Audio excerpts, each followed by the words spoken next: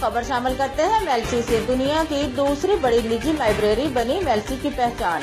White gold के खिताब मेल्सी को जहां ज़राअत में नुमाया मुकाम हासिल है, वहां दुनिया की दूसरी बड़ी निजी लाइब्रेरी का एजाज भी इसकी पहचान है, जहां लाखों किताबें इल्म के मतलाशियों की मुंतजिर हैं। मजीद देखते हैं मेल्सी से बिलाल भट्टी की इस रिपोर्ट में।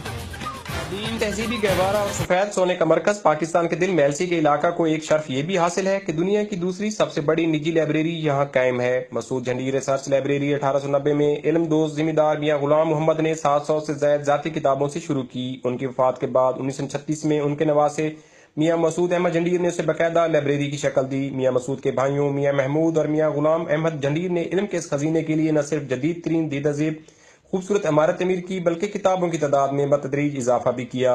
नायाब इल्मी खरीते, मजहबी नगीने, इल्हामी मलफूजात से लेकर शेर व अदब, तारीख व तहजीब, तमद्दुन, मुआशरत, उर्दू, अरबी, फारसी, सराइकी, पंजाबी, हिंदी, फ्रांसी, जर्मन, अंग्रेजी के अलावा दीगर 20 से ज्यादा जबानों के इल्मी खताती मुसव्वरी और दस्तकारी के नमूने यहाँ मौजूद हैं। किताबों की तादाद 3 लाख से तजावज है, जबकि 2 लाख के करीब रसाइल और मैगजीन यहाँ मौजूद हैं। 700 से ज्यादा कुरान करीम के गौहर बेबहा इस लाइब्रेरी की जीनत है। 5.5 एकड़ अराजी पर वाक़िया खूबसूरत इमारत, झील, फुआरों, बाग और सैरगाह पर मुश्तमिल है। यहाँ न सिर्फ पाकिस्तान बल्कि बैरून मुल्क के भी स्कॉलर्स तहकीक और तदरीस के लिए आते हैं।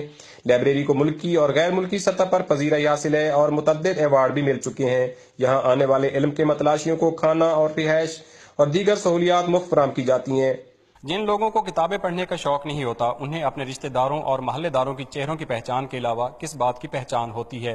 इंटरनेट की तेज तरीन दुनिया में जहां पर तमाम रिसर्च एक फिंगर टच की दूरी पर है, वहां इंसानी जिंदगी में इन किताबों की इफादियत और अहमियत में आज भी कमी नहीं हो सकी। कैमरामैन अब्दुल रज़ाक के साथ बिलाल भट्टी, हम आवाज मेल्सी।